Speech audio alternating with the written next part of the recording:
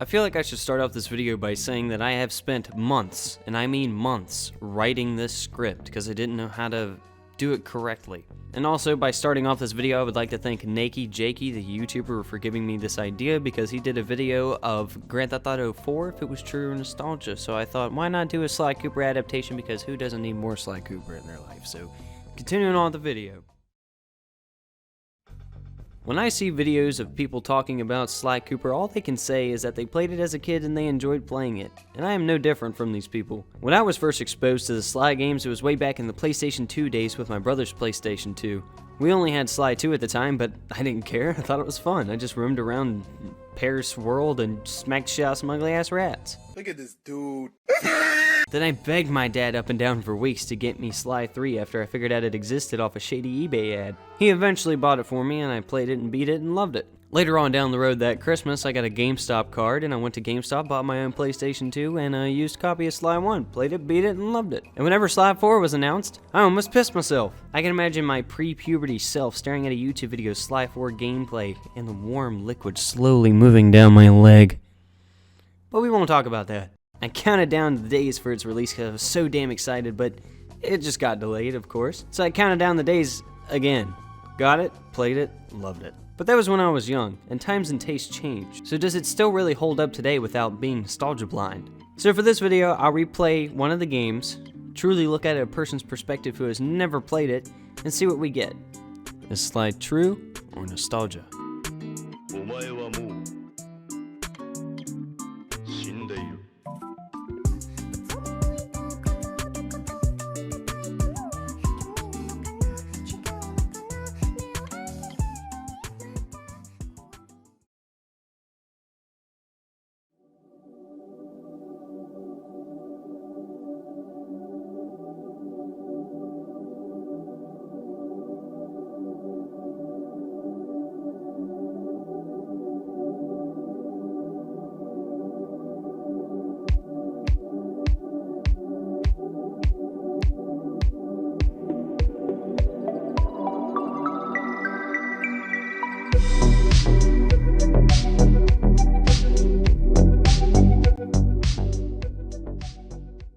Now, I can't do all the games in one video because that would be too long of a video for the 8-year-old's attention span, so I'm just going to do my personal favorite and the highest scored game on Metacritic, Sly 2 Band of Thieves.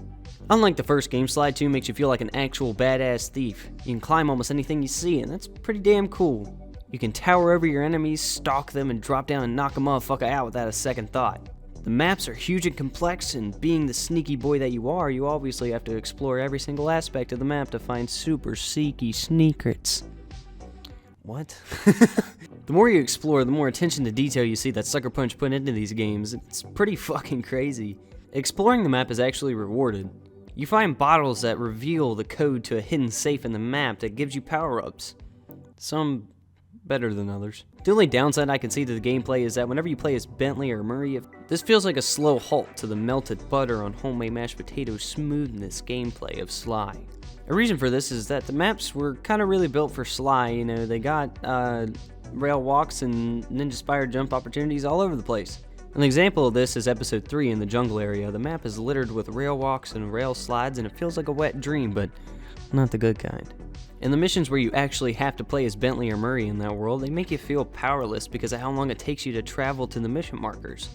But of course these characters do have their advantages. Bentley has his bombs and his sleep dart things, and Murray has the ability to knock a motherfucker out in one punch without a second thought, but they can't rail slide or ninja spider jump, and that kinda sucks.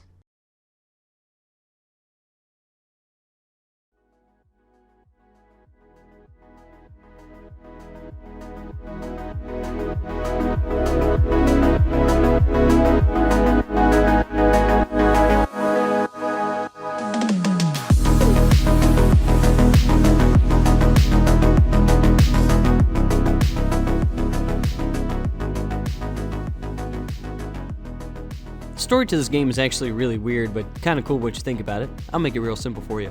2 years prior to the events of the game, Sly had finished Clockwork and put an end to his legacy. All that in a volcano.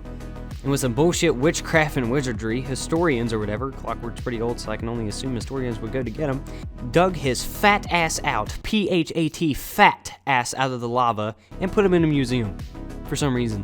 Yeah, I remind you, I'm not making this shit up. And Sly figured that out and he was like, I ain't having that shit. Deciding to break into the museum, steal the clockwork parts, and destroy them, making sure clockwork never sees the light of day again. Plot twist, he's not there.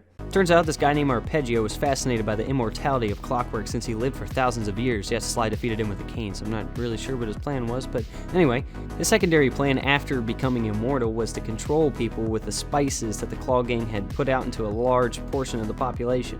Using this, he can create chaos while also being immortal, so he wasn't really worried about it, but for everybody else, it was just a living hell. The story is full of backstabs and jungle fuck mystery that I feel like Scooby-Doo should be in this shit.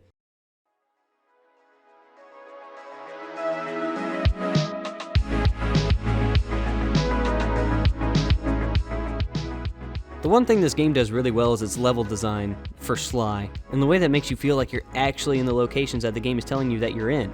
Like in episode 1, A Midnight in Paris, slow music, low lights, shady color palette, and all around a suave feel.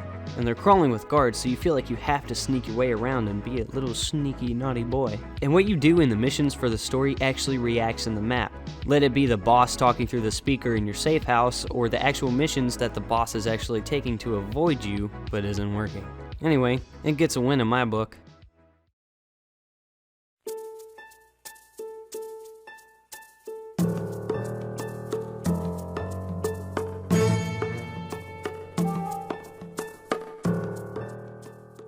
Like I said earlier in the map section of this, the music in this game is fucking incredible. Oh, you just moving around, mind your business? Bam, slow, calm music to vibe to. Oh, you weren't paying attention and walked in front of a fucking rat boy? Boom, music that'll make you shit yourself.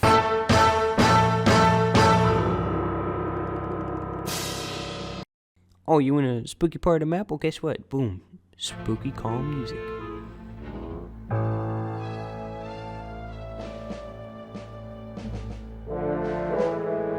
Oh, you accidentally got caught there? Boom! Fucking nightmare fuel!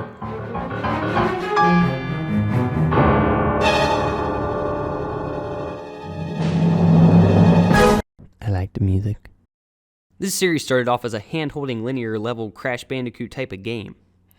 It wasn't bad, but I'd rather be a thief. To an open-world, explorable, awesome game. It makes you feel like you're an actual badass thief. And I believe that's why youngins like us loved it so much, because you were a naughty boy and you like stealing coins off the ground. Sucker Punch also put an assload of detail into this game, and it really shows. Every nook and cranny of the map you can find something special. And I may be rambling a little bit, but I feel like this video has come to a conclusion. It's not just childhood memories. These are actually fun games and still enjoyable to this day. These games are true, not nostalgia.